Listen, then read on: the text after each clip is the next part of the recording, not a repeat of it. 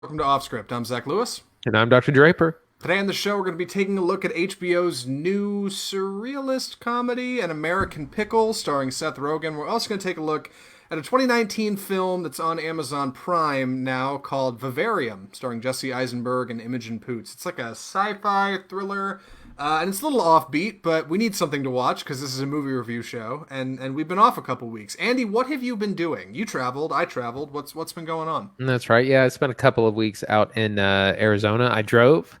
Wasn't going to step on a plane, not in this life. Visited some friends. Got that to hit the road and see some great Southwest American landscapes out that way. Nice. We drove to Michigan to visit family up there to see some wonderful Midwest vistas, and then also spend a little time at the lake over at Possum Kingdom here in Texas. It's been good, but now we are back to talk about movies, and the first thing we need to talk about is the news, of course. Our first story this week: Disney. No, wait, that's not it. Bill and Ted. Bill and Ted Take 3. two. Release date moved up a week, and a behind-the-scenes featurette has been released. Why does this matter? Why do people care about Bill and Ted 3, Andy?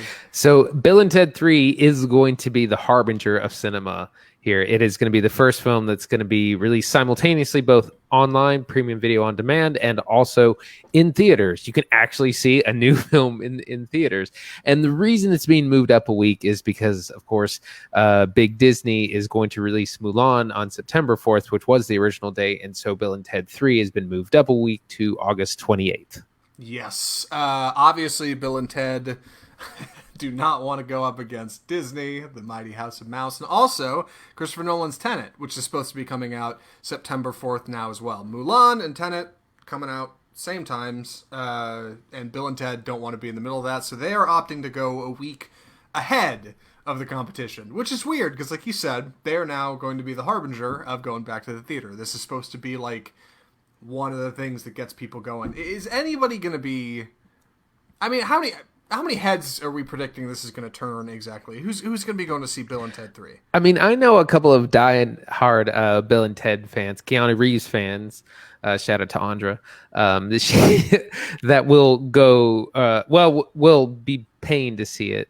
At least. I don't know how huge it's going to be. And again, it's weird because it's a threequel to a really old property, but that's something that's a classic. I don't know if it'll get people in seats, but it may get people to rent it. Yeah, that's valid. I think it's not a bad way to start, right? Goofy, offbeat comedy, something that's a little nostalgic, people kind of like. Maybe a good way to say, hey, come back to the theater. It's not so serious. It's not such a big deal. Because come September 4th, with Tenet and Mulan, it's all serious. Like, it's all, like, swinging for the fences summer blockbuster stuff. This is a bit more lighthearted. Might be a good way to get people at least mildly interested in the idea. And let people know theaters are open. I had my hair cut a couple weeks ago, and, like, I was telling my barber I'd gone to a movie theater recently. She was like, where? I was like, you'd actually be surprised. Like, a lot of them are open. You can go to them. So, I don't know. It is what it is, I guess. Are you interested in seeing this at all? Do you have any affinity for Bill and Ted? Is that something you do? You know, I saw them when I was younger. I cannot remember them for the life of me, and I'm not going to rewatch them between now and then. But I would like to see it mostly just because it's new content and because it's always fun to see actors go back into classic roles or roles that they kind of made them famous. And see where it goes. And it would be nice to get back in the theater, but at the same time, I might be more comfortable renting it at home.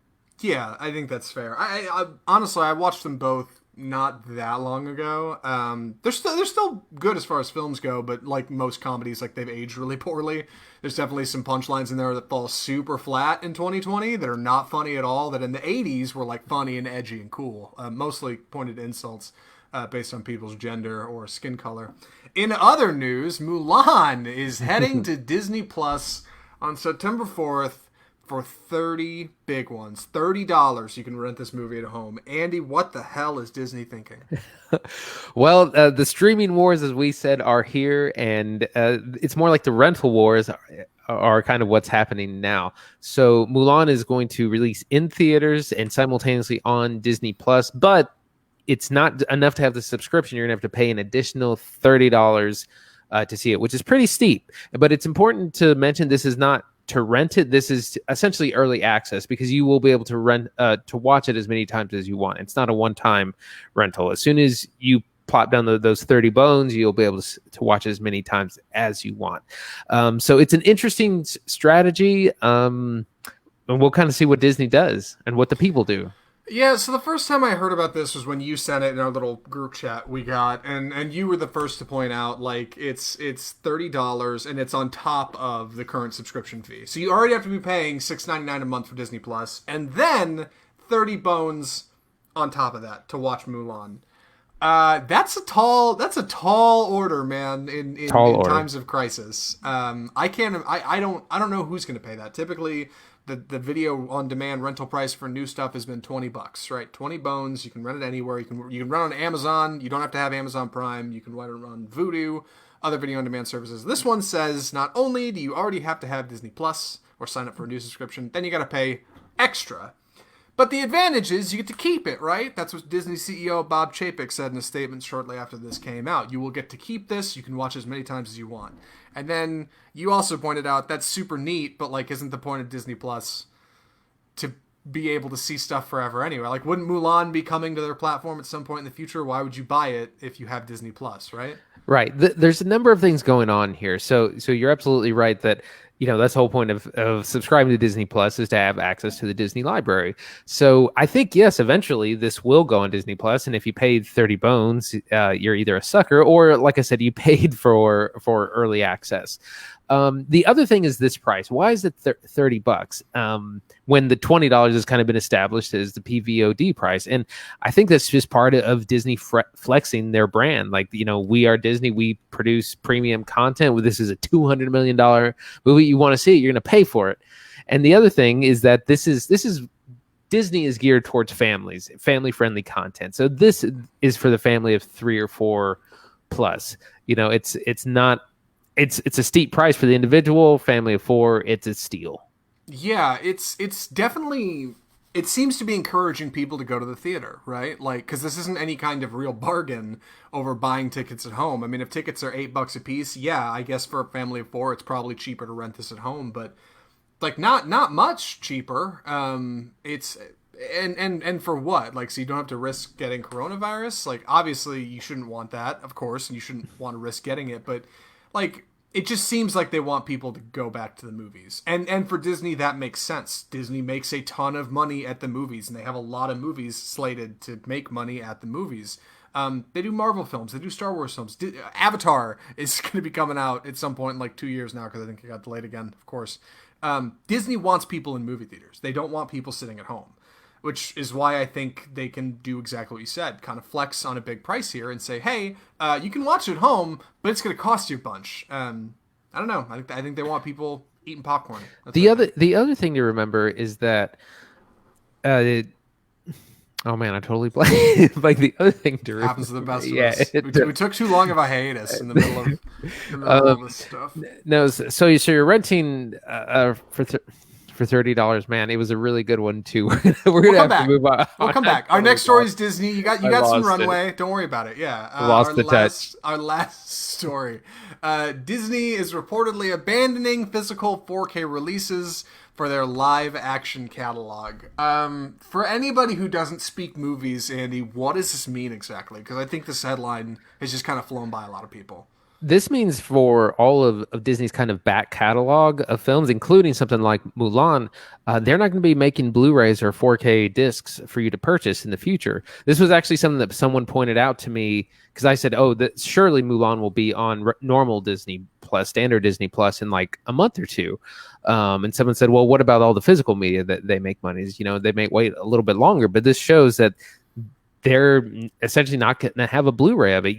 To watch it, you're going to have Disney Plus, and this is going to be the same thing moving forward. So basically, any new film they make, past I think Home Alone and another one remake, there's not going to be any more Blu-rays. So the only way to see it is going to be in the Disney vault of Disney Plus. This is really interesting because Disney has a really interesting history with physical media, right? I think we're all kind of familiar with the Disney Vault. This idea that, like, if you want a Disney film, you have to buy it in the allotted time that it is available within like a 5-year span. You can't just go out and buy Cinderella on 4K Blu-ray. You have to wait until Disney says, hey, you can buy it for this month only out of this random year. And that's how they stagger all of their old nostalgic releases. They create an artificial supply and demand because they artificially stimmy the supply. So you can't get it unless it's at this specific time in this specific format. Now they're saying, hey, you know what? We're just not going to release anything anymore. Which is weird because I don't know Disney to do that. On top of Disney having a strange physical media release with their Disney Vault, they've also been really weird about how films have been available for rental and how they've been available to like screen on television or to rerun in old theaters. In short, Disney is very protective of their old stuff. In fact, back in the day when renting movies really started to become a thing, way back in the day in like the 70s and 80s, Disney only said they only released like 6 or 7 of their like original animated classics to rent, and they were like, I'm pretty sure it was like $40 a film to rent. For rental, yeah, which was insane. And the whole deal was kind of similar to this or Mulan. They were like, hey, if you want it, we know you'll pay it because we're Disney and nobody does what we do. Like they've got some really weird ideas for how physical media works. So I'm interested by this because not only is it strange for a very large company to say, hey, we're pretty much done doing the physical media thing, and to kind of crack that open for other studios to say, hey, we're only going to do streaming, we're only going to do digital. Seems like the future. That makes sense to me. But I also wonder, like, how genuine this is. Because at some point, wouldn't Disney say, hey, you know what? Since you can't get physical media of our stuff anymore, wouldn't you really value a limited run collection of our original classics on Blu-ray for $300 in a pack? Right? Yeah. Like, they could totally do that and just say, hey, well, now this is only available. I don't know. No, they could definitely like revamp the Disney Vault idea in a more modern way. I think this is part of a larger trend of just IP in general, and we see this happening, and it's already happened in music, and we see it happening in the video game realm now too, where basically the content creators like Disney just want to license all their stuff to you, the consumer, but they never want you to be able to actually own a physical copy of anything, because then they control the medium better. Right. And this seems to be a part of that. And I get that. Like, and that's different thinking for Disney because they have not felt that way in the past. This idea of Disney Plus and being able to see all their films on one platform is nuts for them. That is wacko, man. Like that, I can't believe they actually plunged into it and are doing it. So I guess what I'm saying is it's not that weird to see them making weird announcements, if you know what I mean. Strange is the new normal with these guys. Mm-hmm. That's just kind of how Disney's always been. I did remember my point from earlier now. Please, yeah. No, hold on. I'll go back to the article. What was your earlier move? What was it? So there's a couple of things. So first off, one thing that people have wanted are day and date releases. And so this is an experiment of that. It's brand new content. It's going to have a premium price. And also, this is not going to be a trend. Disney is hoping to only do this for Mulan because Mulan's kind of in a strange place where it was supposed to be released right as the pandemic hit, and so it got shelved. And so it's kind of they got to release it. They got to make money. This is kind of the only way to do it and release this with this film. Yeah. And you're right. There's definitely an immediacy to put this thing out. Mulan's been a funny one to talk about releasing for a while now, if only because of the pandemic, right? Like, naturally, there's a chunk of the population that is aware that things originated in China and feel like that could have a negative connotation on a film that's very based in Chinese culture. I don't feel that way, but some people do. So Disney obviously has to look at what they're doing and say, okay, hold on. How bad do people want to see this now? If at all. I think people still do. Like, it's still Mulan. It's still something people love. It's still a beloved property, and there's a lot of heart in it. But it's also a live-action remake, right? It's going to be missing certain things from the original. It's not going to be the same. So I wonder if they're a little bit more anxious to just get this one out and off the plate, right? And yeah, say, okay, it's out. We're done with it. We're moving on past it because, man, they've been stuck on Mulan for months now, trying to get past it. I mean, they probably, this was going to be $1 billion property, and now it's probably not going to hit those kinds of numbers. So they just got to do the best that they can. They can't hold on to it forever. Then you've wasted money on all the marketing you've done. Sure. So yeah, it's nothing like New Mutants or anything. One day, one of these days. Why is that movie not on Disney Plus yet? My God, that should have come out on Disney Plus the day the platform launched, and they should have been done with it. I don't know Hmm. what they're doing with that movie, but whatever. Speaking of odd films, we need to talk about our first film of the episode, really kind of the premiere, because our other one's from 2019, so this is the most recent film of release that we can talk about.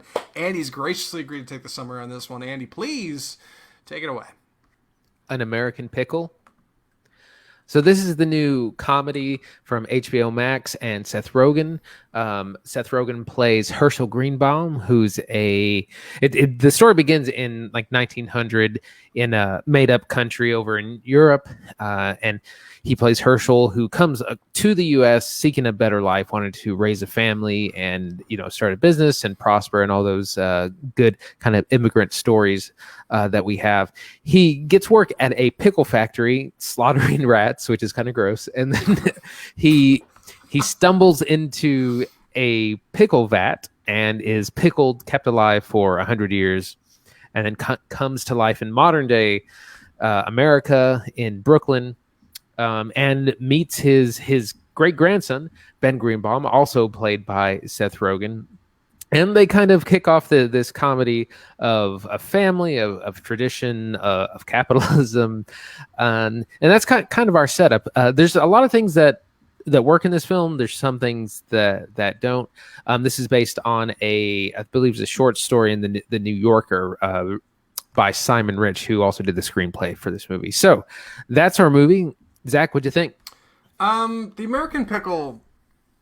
An American Pickle is a funny flick. It feels a lot like a film that's adapted from a short story. It's 88 minutes. It's fast. It moves very quickly. It does not spend a lot of time on like technical plot developments or like really complicated ideas. It kind of just blasts right through things, and it uses Seth Rogen as a comedy actor to kind of get that point across and move through the medium quickly. We have a guy who is brined and pickled for 100 years and wakes up in 2019, and it's totally cool and moved right past it. I think they spend like 3 minutes in a room with some scientists who just shrug their shoulders like, yeah, it worked. You're like, yeah, it And totally then, worked. yeah, and we're right on through our plot. So it's shot really well. It's actually acted really well. Seth Rogen, I think, does a great job in it. Ultimately, it's just kind of it feels like a short film based on a short story, so it doesn't do anything particularly outstanding to me. But there's stuff in here that works, and I think we should talk about it. That's what I think. So yeah, where do you want to kick this thing off?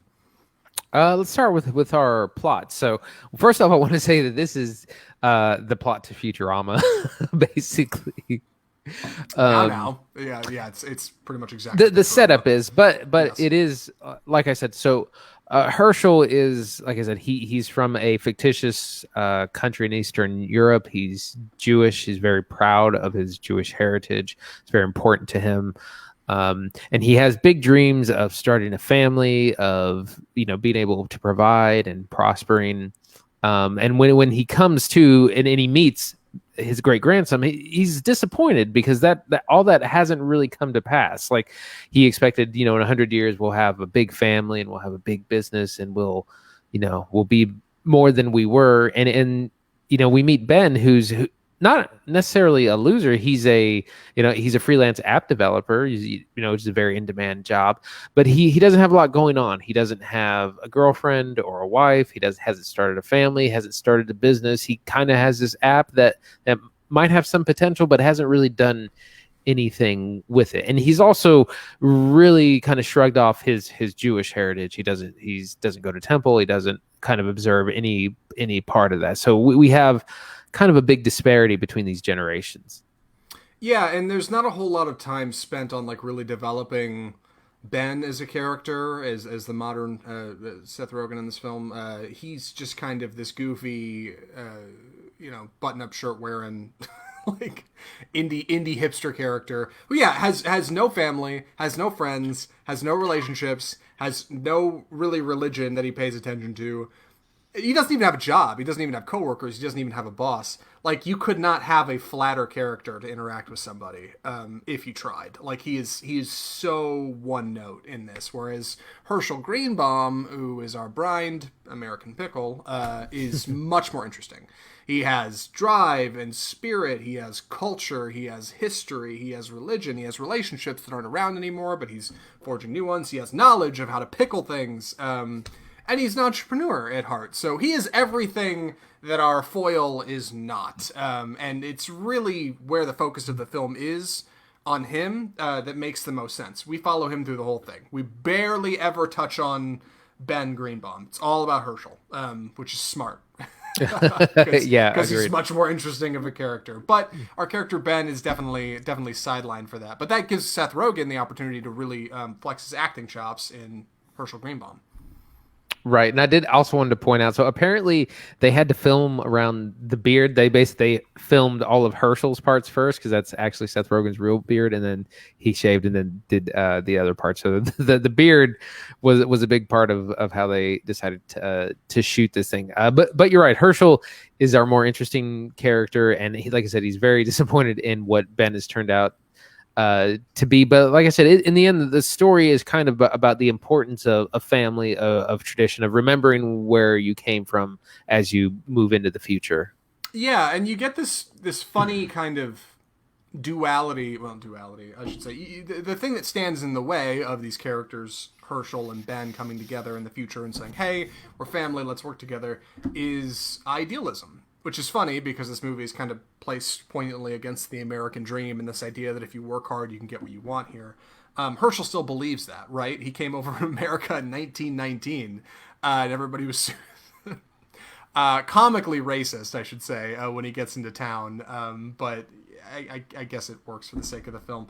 But he's a hard worker, and he starts smashing rats at the pickle factory, and he's doing his thing anyway. It's fine. He'll figure it out. Whereas in the future, let me say, Herschel has nothing, but he's got ideals. He's working towards something bigger, right? He can become something bigger if he really believes it. Whereas in the future, in 2019, we have a character like Ben Greenbaum who has this great apartment downtown that he totally can't afford and does not fit the bill for reality at all. But he's got IKEA furniture, and he's got an Amazon Alexa, and you know, he's living life. He's doing his thing, but he doesn't have any friends, and he doesn't have any family, and he really has no aspirations. And he doesn't have any of the things that Herschel has. It does a funny job of kind of positioning America against itself in that way. Now it is a bit idealist to say that a man could, be Brian for 100 years and then start up a pickle business in Manhattan in 2020, and it would work. But it's a comedy. It takes some licenses there, and I don't mind it for that, because again, it does not, just like the scientist at the beginning, it does not waste a lot of time questioning these motives. It doesn't spend a lot of time saying, hey, how does this work? How would he be successful doing that? It just kind of flies through it. They do that through the use of hipsters and and weird millennials who will buy anything at any price because they think it's cool for social media. I guess that's how Herschel really succeeds in his business. Yeah, absolutely. It's very interesting, like you said, that the dichotomy of our two characters, but also, Herschel isn't, like you said, he's not perfect. He definitely has 19th century ideals kind of coming in, and he gets in trouble for some of the things he says, and he has to learn what it means to be in the future. In the end, like, I did not like how this movie starts, but I really like how it ends. Like, I like what it ends up being about. I don't think it was actually very funny. Like, it doesn't succeed as a comedy. No. It succeeds much better as just a drama. Mm-hmm. Yeah, it's weird putting this as a comedy, but I mean, it's fundamentally what it's supposed to be. But I wouldn't even say it's something like a black comedy, because like I didn't really get a chuckle. There were a couple scenes where I laughed. It doesn't pass any kind of comedy test, where normally you'd laugh a few times when you're watching a film.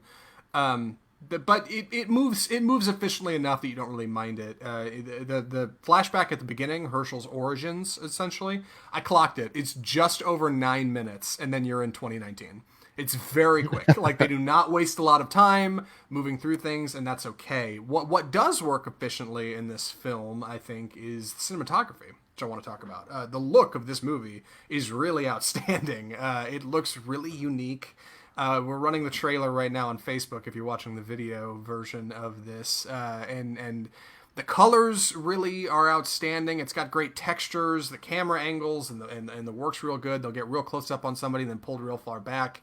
And the reason that is because this movie is shot by a man named Brandon Trost, who is also the director of this film. Brandon is a cinematographer on a number of comedies going back. I pulled him up on IMDb here. He's got what did he do? He did okay. I'm blowing it. I had a whole list pulled up and I lost it. He did Pop Star, Never Stop, Never Stopping. He did The Night Before. He did Neighbors and Neighbors 2. He did The Disaster Artist. That Extremely Wicked, Shockingly Evil and Vile he shot. And this is his first like directorial debut. So this is him really trying to say, hey, I'm trying to stand out and do something different. But ultimately, I think what works in this movie is the way it's shot, because it looks fantastic. It's a very good looking movie. Yes and no. So when they're in New York, that stuff looks great. When a lot of the CGI shots are what kind of look bad to me. Like there's a lot of CGI. Yeah. When they're in CGI Eastern Europe and CGI coming in on the boat and you see the Statue of Liberty, that stuff doesn't look great and it kind of stands out to me. But when they're not filming, when you don't have special effects shots, then it looks fine. But it's worth mentioning, this is a movie where you see two of the same actor on screen at once. Absolutely. That stuff you got to make work with CGI. That stuff works great. Like it definitely looks like Seth Rogen's talking to himself. Like you never fall into this illusion, or they never break the illusion that like it's not actually happening. Does a good job that way. So well done, Brandon, I guess. Mm-hmm. And I was listening to an interview with Seth Rogen, and he was saying, sometimes they use another actor for him to act against. Sometimes it's just like an X. Sometimes it's a tennis ball. So there's like a whole slew of things that they use when for the other role that he's supposed to be acting against. And it's never the same thing, because you would think they would always use an actor, but sometimes the tennis ball is better. Sure. Yeah, for what they're doing. Put somebody in post. And Seth Rogen, I said at the top, does a great job, I think, in this role. Specifically as Herschel Greenbaum. That's where he's got the most ability. He's got to do this super thick accent and have this goofy beard and be this kind of shrewd guy. And it kind of works. The first 9 minutes is mostly voiceover, where he's explaining like his history in the old country and stuff before he gets pickled. And the voiceover is like really rich and sounds really good. Like Seth Rogen actually really worked on this accent, and it kind of comes across, I think, good. His modern character, however, Ben, who is basically just Seth Rogen in 2020, is again totally one note. Like the guy is designed to be a wallflower by design. That is what his character is. So you really don't get a whole lot out of him. It's just kind of Seth Rogen being himself, I guess, as a freelance app developer. But otherwise, like for playing two characters in one 88-minute film, pretty good. Not big laughs, but I think he delivered the script well enough. Yeah, that's how I ended up feeling about it. Like again, I liked how it ended, and I liked what it was about more than the jokes that were written. Right, and ultimately, what is this movie saying exactly? Because it's this big statement on America in 2020 and how like anybody with the goofy idea can succeed if they really try, I guess. But even then, Herschel's not. Well, I don't want to say he's not successful, but he finds success in a different way, right? Like in an offbeat way. Of course he does. He's an American pickle, for God's sake. But yeah, I didn't really understand what exactly it was trying to say. Yeah, like I said, I think it was more about your tradition and family and remembering where you come from. I guess it said over the course of the film, Ben begins to appreciate his Jewish heritage a lot more, learn more about his family, and that's part of the good thing of Herschel being there. He can learn about the old country and his great grandmother, who he didn't know, these kinds of things. So I think it's more about that and less about like the capitalist endeavors they kind of engage in. Mm-hmm. Well, with that being said, any other thoughts before we move on past this one? I'm ready for recommendations. Andy, would you recommend an American Pickle? I'm going to say soft yes. Your yes with caveat. So soft yes. As a comedy, I don't think it works. It's not very funny. There aren't good jokes in here, so it doesn't work as a comedy. However, it is a sweet movie, and the relationship between Herschel and Ben is really charming. And like I said, it's a lot about tradition and family and all those things. And I'm sure there's a much better movie that kind of explores those same themes. But this was fine. If you're already subscribed to HBO Max, it's on there, and it's a short 90 minutes. And like I've said before, I can stomach a mediocre movie that's short. Or like if this was 2 hours, I'd probably be strong no. But because it's short and sweet, yeah, it's okay. I'm gonna go soft no. Other side of that fence. Okay. And I'll tell you why. Like it's good, but it feels like one of those movies. It's like a you got heart kid movie. It's not bad. I would like to see what Mr. Brandon Troust does next, because I think this is a great segue into him doing like a big theatrical picture. Because again, it's shot fantastic. He does a fine job as far as the directing is concerned. But like, man, it's on HBO Max, which means if you're watching this, you have a subscription to HBO Max, and there is so much good stuff to watch on that platform. Lately in this pandemic, obviously this is a film podcast. We don't talk about television here, but like, dude, there's some rock solid TV shows on HBO Max. You could spend 90 minutes watching something much more engrossing than an American Pickle. So it's fine. It's not bad, but like, it just doesn't do anything that puts it above the surface of the water for me. You know, there's nothing in here that I think, oh man, you got to see this flick. It's good. It's thunderingly average, but it's not great. And if you're looking for a way to spend 90 minutes on HBO, you could do better, I think. So I agreed. Agreed. Yeah. With that being said, at some point we should talk about doing we need to do like a special on like HBO TV shows. I just finished watching Watchmen the other day. Oh my God. We should move on to our next segment. We're going to be talking about, Andy, you want to announce this one? It's time for the trailer park. Perfect. Our first trailer, I guess I'll just kick it off, is a movie called I'm Thinking of Ending Things.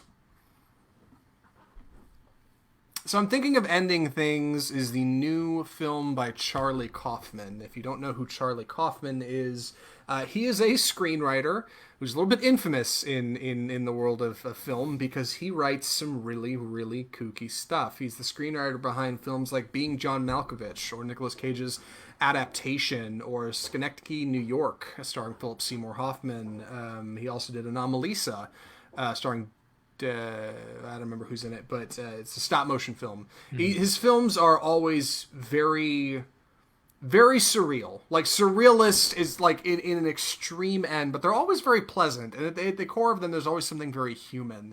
But he's a very odd writer. And if you've ever seen any of these films, you'll know what I'm talking about. Also, as featured in this trailer, Eternal Sunshine of the Spotless Mind was from him.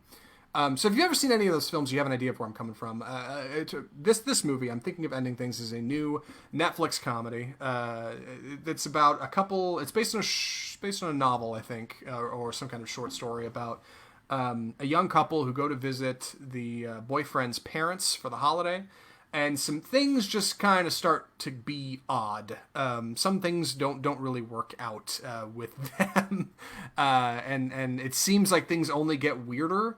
It's hard to describe how exactly. Some lines are maybe delivered incorrectly in the trailer. Maybe it's exactly how they're supposed to be, or there's some kind of continuity error you might see. It's strange, but that's exactly what Charlie Kaufman does. As far as I know, this is his first feature directorial debut. I think he's directed some short films, but other than that, this is his next picture. I'm anxious to hear what Andy thinks. Andy, what do you think about this movie? I'm really stoked for this. I love surrealist cinema. We're going to talk about a little bit about that when we talk about Vivarium. But I've been a big fan of Charlie Kaufman's other work. Synecdoche, New York. I still don't know what that movie's about. Dude, so he's known for really pushing the limits of cinema and of what the audience can handle, especially things with like Being John Malkovich. So, the kind of topical story is this girl and her boyfriend going to visit his parents, but it doesn't seem quite right. You start to see a little bit of surrealism in the trailer with them starting to see them in different points in their life. Toni Collette's in there being great. Toni Collette. It's hard to tell from the trailer exactly what we're going to get, but if it's Charlie Kaufman, it's going to be one of the most bizarre things you've ever seen, but also usually one of the most moving and profound things you've ever seen. Yeah, Kaufman has this incredible talent for churning out these stories that seem so wholly original. These films we just talked about, I've never seen anything like them, which is why if you know who Charlie Kaufman is, typically you have at least some kind of passing respect for him because you're aware enough to understand how his work stands out from other people's work. They are really interesting scripts and really diverse stuff. So I'm anxious to see this. Yeah, the movie stars, I should have had the cast list up at the top. The movie stars Jessie Buckley as the girlfriend. You most recently saw her in season 4 of Fargo. We also have Jesse Plemons as Jake, her boyfriend, and then Jesse's parents are Toni Collette and David Thewlis. And Toni Collette, like you said, man, blends right in. She's great, man. I didn't know until I guess Hereditary, like really anything about Toni Collette.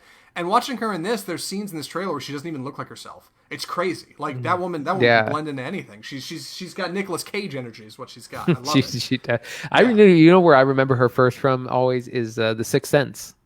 Is she in The Sixth Sense? Yeah, she's Cole's mother. Really? Oh man, that's gonna be a trip sometime when I go back and watch that. Like, oh my god, Toni Collette was in this, and nobody recognized her genius. Yeah. And also Jesse Plemons being weird Jesse Plemons. Speaking of Jesse Plemons, he's in our next trailer too, right? Yeah, yes, that's true. And I'll talk about that one. Please do, I guess. The movie is called Judas and the Black Messiah.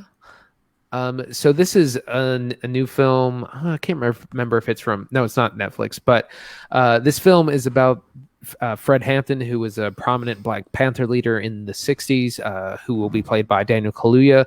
And it's about his betrayal by FBI informant William O'Neill, played by Lakeith Stanfield. So this actually ties into 13th, the film that we saw, the documentary by Ava DuVernay, where she mentioned that prominent Black leaders were kind of assassinated in the 60s. And this is one of those stories, and it appears to be mostly about this betrayal of this. The FBI gets the goods on one of the people within the organization, and then that person then has to kind of collect information on Fred Hampton. This trailer looks incredible. Like it's just got so much tension and passion, and I mean Daniel Kaluuya looks like you're going to give him an Oscar this next year. This looks really great. What do you think, Zach? Dude, I think this trailer looks so cool. This movie looks great. I've been saying for a while, especially on this podcast, because this is the platform where we talk about movies. Dude, people are sleeping on Daniel Kaluuya and Lakeith Stanfield. Like, they don't know. Like, there's people out there who don't know who these guys are, and they should, because they are both incredible actors with incredible range. And this looks like just the kind of stuff that's perfect for them. They're so good at creating, like, characters that feel so cutting and deep. And having one of them be what's supposed to be the Black Messiah and the other one's supposed to be his Judas is fascinating. It's really cool, man. We also have Jesse Plemons as the kind of FBI, I guess the person our informant is talking to, Lakeith Stanfield, and kind of, casually threatening him with some kind of time on the side. Just really cool stuff, man. It looks like it's shot great. It looks like it's high energy. And these two actors are so good, man. They're so good. That's essentially what this is. It's a platform for these guys to do what they do best, and I'm really excited to see it. I'm excited to see Kaluuya's accent. He's British. He has a British accent. People don't know that. Yeah, like he's not even dude. And Lakeith, I'm excited to see where he goes because he's awesome. Yeah, dude, I'm big on this trailer. I'm anxious to see when we see it. Because it just says coming to theaters, doesn't say when. There's no speculated announcement date, but it looks good for what it's going to be.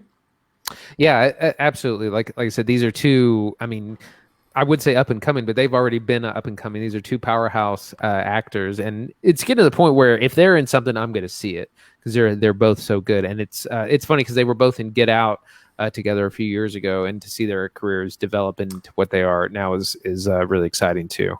Yeah, they were both in Get Out. That was the first time I saw both of them. And then shortly after we saw, not that shortly after, we saw Sorry to Bother You, which is Lakeith Stanfield's kind of big breakout role. He also does Atlanta, the TV show.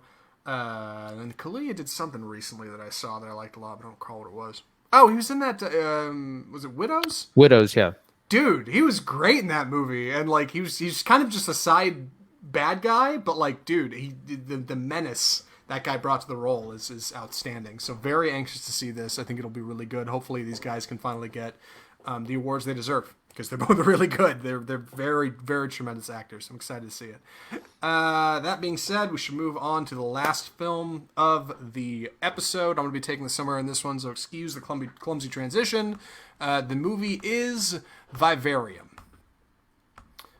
So, Vivarium is the story of Gemma and Tom, two young, I assume, American. Yeah, No, I think they're in Britain. You think they're in Britain? Really? Yeah, he's the only one that has an American accent. I thought Martin had an American accent. I guess you're right. Well, it doesn't matter where they are because it's kind of a surrealist. Let me start this over. Vivarium is a surrealist thriller, science fiction, I guess horror film. If I want to put a name on it, about two young millennials who are kind of backed into a situation they never agreed to be in and can't get out. Gemma and Tom, played by Imogen Poots, and Jesse Eisenberg, play two millennials who are dating, I guess, who are looking for a house. They're thinking it might be time to kind of settle down. So they end up going to Yonder, which is a suburban kind of condominium suburban area with a bunch of houses that all look the same. They're taken there by Martin, a real estate agent who's very excited to put them in their home. They're taken to number 9, their address. They go in, they look at the place, Martin disappears, and then they realize something's not quite right. All these houses look the same. They're all painted this off green. Something's not correct here. And as they hop in their car, the little Volkswagen Beetle, to leave, they realize every left turn, every right turn, no matter where they go, they keep coming back to the same house in the same street, and they can't get out, and they're the only ones here. And they are trapped. And the rest of the film is our two characters trying to figure out how to get away from this house and how to get out of this place as things just get weirder and weirder around them. One day they wake up and there is food all ready to go in a package for them. Their television doesn't work quite right. Suddenly a baby shows up that they have to start taking care of. Things get weird in Vivarium, and it's essentially a character drama where these two young characters are faced with this horrifying idea of having to suffer consequences you didn't agree to in a situation you can't escape. It's really something else, man, and I'm excited to talk about it. Andy, what did you think of Vivarium? So I had a hard time getting into this movie. The first half is really kind of slow for me and just a little bit boring. And maybe that's part of the point. A big part of the plot is, after a few days stuck in Yonder, this box appears with a child and a small child, which they begin having to kind of raise. The box says, raise the child and be released. So they start raising this kid who's kind of a nightmare. Just really creepy, talks strange, has a weird voice, screams a lot. Yeah. I don't really know what's going on in this film or what it's trying to say. It like I said, they're stuck in kind of an endless loop. It reminds me a lot of like Groundhog Day, but in suburbia. And I think that's kind of what it's pointing out about the mundane, the monotony of suburban life. They get up, they cook, they eat, they raise the kid. He goes, works out in the yard, and they just can't escape it no matter what they do. And they try a lot of different things to escape. And meanwhile, the kid is getting bigger. He's growing up and just kind of getting creepier as well. He speaks this weird language. He watches this weird stuff on television that's like, it's not really shows, it's just like patterns on the TV. So it's got an interesting setup, but man, I just could not really get into it. I didn't really enjoy it. It's super surreal and it's hard to wrap your head around. And like, I'm not real sure who I would recommend this to. Yeah. So let's jump into it. So this movie is based on a short story written by two Irish authors named Lorcan Finnegan and Garrett Shanley. Lorcan also directed this film, and Garrett wrote the screenplay. So this is definitely a production of theirs. It's based on the full film is actually based on a short film based on their story, a movie called Foxes, which I think you can watch on Vimeo. Is available if you want to check that out. Foxes is free to check out. But we watched this Vivarium on Amazon Prime if you've got it, so you can see it. The two of them wrote this as kind of an analysis of parasitic relationships. Because I did some reading after this came out because I wanted to know. They had been watching videos or a documentary about cuckoos, which are a type of bird that will kind of at a young age, swing into a bird's nest of the nest of another different kind of bird, push the eggs out, fool the mom into thinking they are actually her babies, and end up eating all her food and outgrowing her and the nest, and end up being the ruin of that whole bird family.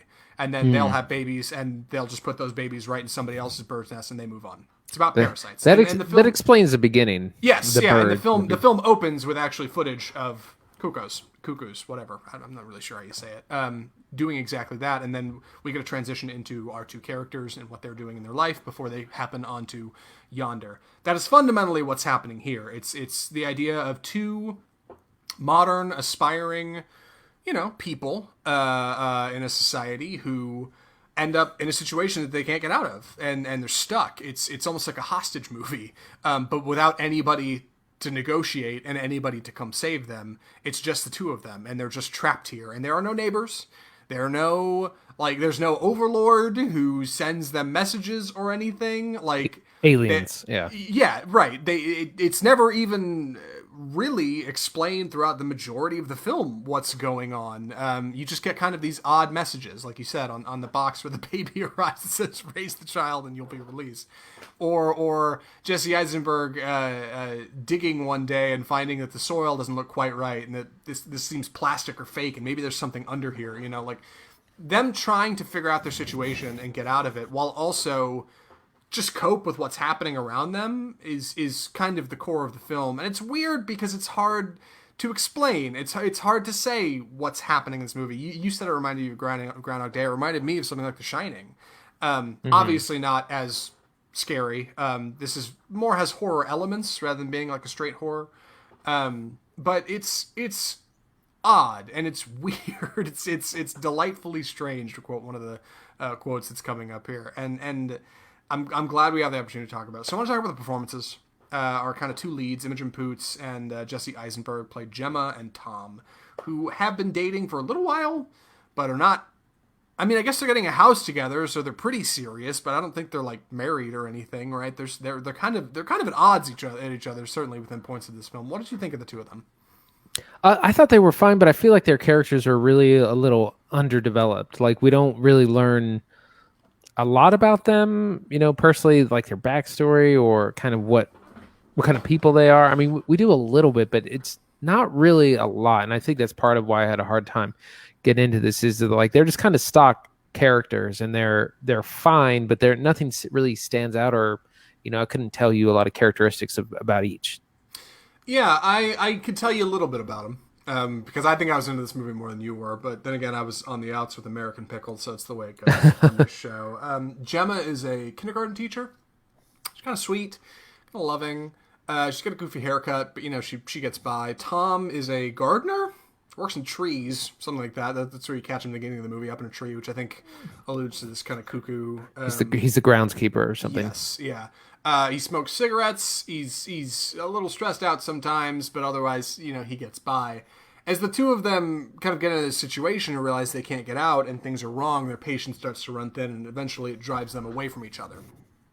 Tom is determined to get out of here, whereas Gemma is kind of like, hey, let's work through this together and work towards a solution together. And Tom at some point is like, I don't want to work with anybody, man. I'm getting out of here. Like, I'm figuring this out. And it ends up driving Gemma towards their surrogate son, I guess we'll call him. This baby that arrives in a box after what seems like a few days. Who is, we never get a name for him, so I can't say what his name is because he doesn't have one. But she ends up kind of spending more time with this son that they have to raise than Tom, because Tom sees the son as like it's like a thing. He's like, it's not mine. I have no responsibility for that. That's not my thing. And she's like, well, somebody has to raise this kid. Like, what are we going to do? Just like let him starve? We have to do something. Yeah. We can't just do nothing. And that drives the two of them apart. Later in the film, they start to come back together when they realize, hey, a lot of time has passed and we need to figure something out. But ultimately, I think the reason they feel flat is because, one, this is based on a short story, and two, because I think this is supposed to have this idea of, like, this could happen to anybody kind of situation, which for some of us, I think, hits closer to home, right? If you're kind of in this age bracket, if you're about like how these two people are in life, like I think this kind of thing might be scary for you. I think it's certainly who the movie's aimed at, right? Millennials who are scared of commitment and Hmm. scared of change. I think it's part of the reason it spooks me, but I don't know. Did any of that come through for you? You think, or you just kind Like I of said, to me, it was about like yeah, the fear of commitment, the fear of being a suburbanite, or the monotony of everyday life of raising kids, of these kind of fears of growing up. I totally didn't get the whole parasitic relationship that totally flew over my head. yeah? No pun intended. Well, I definitely had to, like I said, I had to do a little additional reading to get through to that because I wanted to make sure I was prepared to talk about it here. So to be fair, the movie does not exactly provide you with that. You gotta, you have Well, to work through that on I your think own. also, there's sometimes like a movie can have symbolism and allegory and stuff like that. I feel that this movie is all allegory. Like it's all like there's no subtlety. It's just like the symbols are right out in your face. Like it reminds me of Mother a little bit in that way. Yeah, and we should talk about the setting. I want to talk about Yonder a little bit. Yonder is mostly CGI, which is a shame. Yeah, I think that's part of what didn't help for me is it looked like they're in a cartoon half the time. Yes, I think they had some solid sets somewhere. But mostly, I'm sure it was inside. I think any kind of sky or any out exterior stuff, it's all studio and set. I don't think they were actually outside for much of any of this. And most of these like winding streets that don't go anywhere, and all these houses that are exactly the same, like something out of the Cat in the Hat book, or Dr. Seuss book, I should say. They're all CGI. There's a great scene at the beginning when Tom takes a ladder out of the back of their car that he has because he's a groundskeeper, and puts up on the roof and climbs up top to see if he can just see like the end of the neighborhood, and it just goes forever and all the clouds are the same. And like, dude, it is so green screen. Like, it doesn't even look that good because it's low budget. I get it. Like, they couldn't do that much with it, but it's just really limited in its ability to show this setting. But that being said, the house is explicitly barren. It is explicitly simple. It's not complicated. It's not unique. It's nothing. Think like the polar opposite of like the house, the manor in Ryan Johnson's Knives Out.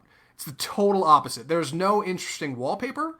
There's nothing cool in it. There's no neat art. It is like the most basic starter home matchbox idea of what a suburban home would be. So in that way, it's inherently bland. It's inherently pointless. There's not a whole lot to it, and that's supposed to be part of this kind of surrealist horror that's running underneath it. Unfortunately, that also means it's just flat as a setting. And just like our characters are flat, our setting is super flat. And there's not a whole lot happening in it. Yeah, I mean, we were talking about the brilliance of Charlie Kaufman early. This is like Charlie Kaufman light. You know, Yeah, right. it's like to me it feels like the film school attempt at Charlie Kaufman. Yeah, I agree. And in a lot of ways, this does feel like something like a student film. And I think it's because, yeah, the guys who wrote it and put it together and directed it, they're pretty new to this. Like, this is not a whole lot of what they do. I think mostly they do things like music videos. So for what it is, I think it's a decent first attempt. I think there's some interesting things that happen under the hood, especially in the performances of Martin, who is a real estate agent who takes them out there. He's like fascinating. He's played by a guy named Jonathan Arris, who you've probably seen in things like the BBC's Sherlock and a couple other British productions. He is Super incredibly creepy and weird, and he has this like horrifying plastic grin and like this kind of kooky smile, and you never really get where he's coming from. And then the kid that comes along as they start to raise him kind of starts to turn into a little version of Martin, and even has like his voice laid over him in some parts because they do some weird things with the voice work. That kind of stuff is really what jumps out at you and is odd, because in a world where everything is completely boilerplate, flat, and normal, the things that are really strange are bold on the page. Our young boy watches like this television program at night. It's just like a Rorschach test of like ink blots and weird stuff, and there's like noises, and he like screams a lot and does this crazy stuff, and like all of that feels super weird. But the problem is the movie is so mired in like maintaining this level of normalcy that these characters are stuck in, that at some point it's just noise, and it's just like the weird stuff is too weird. There's no explanation coming. And it starts to weigh on it, and it starts to get dull, I think. Well, and I think it really loses, like you said, it really loses meaning. Like you had to go look up what it's about, and like I said, I kind of struggled, and I feel like I haven't gotten what the author intended. Where it's like I said, even something as strange as Synecdoche, New York, you can pull out a lot of really kind of profound things. So it's just, yeah, it's too weird, and then sometimes like not weird enough. Like to me, the first half is so boring that I was like, I could have used a lot more of like the weirdness and surrealism that we see later in the film earlier on. Which is funny. I went the opposite way. I felt like the first half worked really well, and once they actually kind of end up stuck at the house till like the end of the film, when you get to any kind of climax, all that stuff was just super dull for me. Like really hard not to like just be on my phone, not watching. And I realized we're not selling this great. There are some developments, right? When Jesse Eisenberg's character Tom discovers, hey, something is wrong with the soil with under the house. There's something off about it.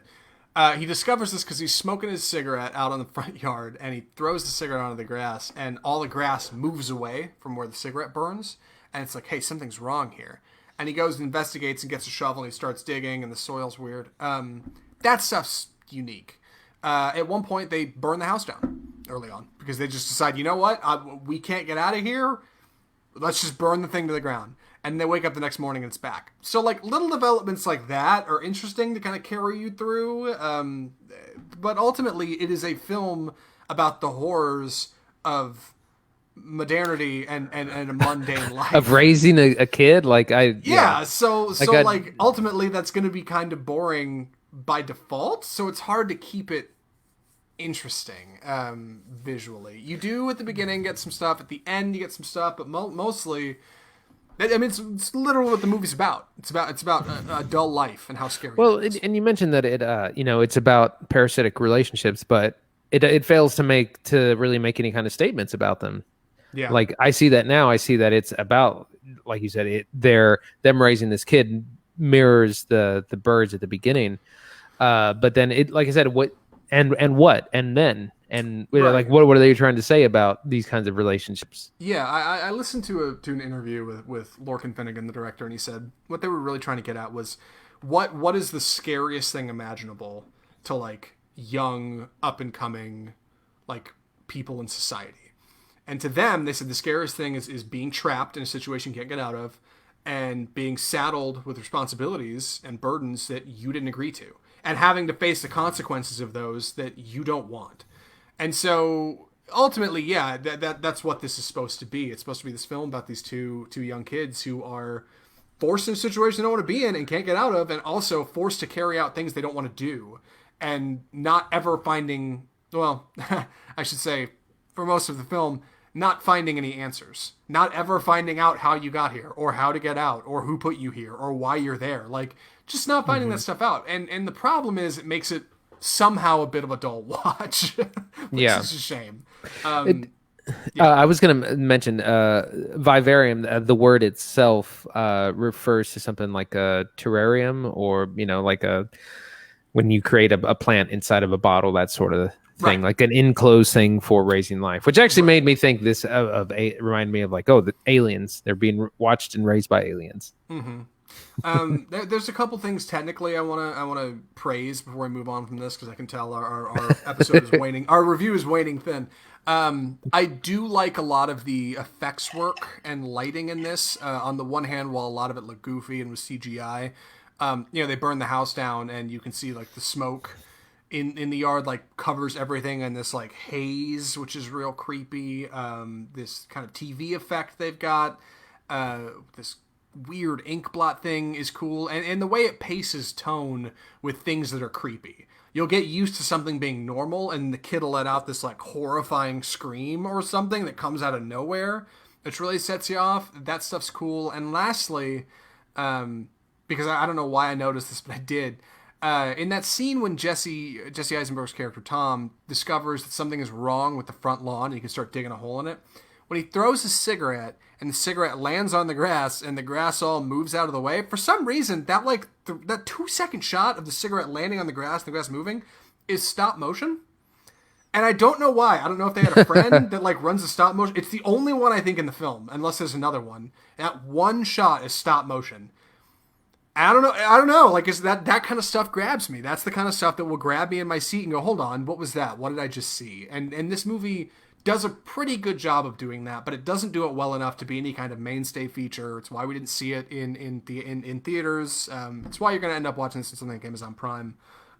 Ultimately, it is the lesser of what it should be. It doesn't quite reach the what it aspires to be, but Vivarium is, it's an indie film from Ireland. Why not? So Andy, are you ready for recommendations? I bet you are. I'm ready. Andy, would you recommend Vivarium? Absolutely not. Hard no. Whoa! Hard pass. Okay. I didn't really enjoy this at all. It's super weird. It's very surreal, and that's usually the two things that I really enjoy in film. And hang on, my headphones are slipping. But I just could not get into this. It's only 100 minutes. It felt very long. It was hard to get into. I was on my phone for part of it. Yeah. I don't really know what it's trying to say. I do think that these filmmakers do have potential, though. I think there's some interesting ideas that I would like to see develop further in another film, in a better film. So I'd like to see what they come up with next. But this one, like I said at the beginning, I don't know who I would ever recommend this to. Yeah, I'm the opposite of my American Pickle review. I'm gonna say soft yes. Right. I love that we have hard and soft yeses and nos now. Yeah, just like, it's fine. Man, like I said, this movie does not quite reach the highs of its counterparts. If you're looking for something like real kooky and surrealist to watch, I tell you to go watch something like The Lighthouse, which is also on Amazon Prime, or like any Charlie Kaufman film. If you're looking for something really weird, it's good, but it's not great, and it's just kind of stuck there. If you dig this stuff, if you really like the surrealist stuff, or you've listened to this, if you're like me, if you listen to this review and thought, man, that sounds neat, I want to find out more, go check it out. You'll probably be into it, but you might be bored. Just watch out, because it is a movie about the horrors of boredom. So you've been warned. You know what I mean? And it's okay. It's not great. It's okay. So that's my official recommendation on Vivarium. And that's our show, I guess. God, we've been off for a couple of weeks, and now we're back, and now we're here, and now the show's done, and we're moving on. Andy, what are we watching next week? We got a couple of things coming up. So Project Power, which is a new Netflix action superhero thing. That's the film with starring Joseph Gordon-Levitt and Jamie Foxx. They're crime fighters, and they're fighting bad guys that they can take this pill, and they have superpowers for 5 minutes, but they don't know what those superpowers are going to be. It's just kind of dealer's choice. And that comes to Netflix this Friday. That looks like a lot of fun. And then we're also going to be taking a look at the Peanut Butter Falcon, which was a drama starring Dakota Johnson and Shia LaBeouf about a person who escapes kind of a home to pursue pursue his career as a wrestler. Which I've heard really good things about. It looks like a really sweet drama, and that's going to be on Hulu. Yes. So Project Power on Netflix and Peanut Butter Falcon on Hulu. I'm excited to watch both of these. I wish I could say I'm more excited to watch Project Power. It looks okay, right? Like I'm getting Netflix. Big Pie vibes, yeah, which means Netflix action. You know what to expect, right? But I'll give it a shot. What the hell? I think people will be talking about it at least, which means if you want to hear what we think about it, if you don't have the time to watch a 2-hour film, come check out Off Script episode 112 next week on Tuesdays when we stream on Facebook every day, every Tuesday, like 5-ish, like 4:35-ish. That's where we're at, depending on how long it takes me, Zach, to get like the notes and everything together. But if you enjoyed watching the show, you can check out our website, Offscript Film Review. You can email us correspondence, mail at offscriptfilmreview.com, and tell us what you thought. You can also comment on the show on Facebook, on YouTube. I think we're on Instagram. We do a little Twitter every now and again, too, so you can hit us at any of those social media places. But if there's anything you want to do to help the show, you can just subscribe. Just subscribe to the show. It's free, costs nothing. You can support us, and we can support you with our movie knowledge every single Tuesday, unless we take 2 weeks off, like we just did. But we won't, because we just got back from vacation. Anyway, thanks for watching. I think that covers everything. And next week, Power and Peanut Butter Falcon. It'll be a good time. Anything else, Andy? I think that's I got think it, we're right? ready. That's an outro. Great. From all of us at Off Script, I'm out of practice. I'm sorry. The home of Bold Cinema. I'm Zach Lewis. And I'm Dr. Draper. Thanks for watching.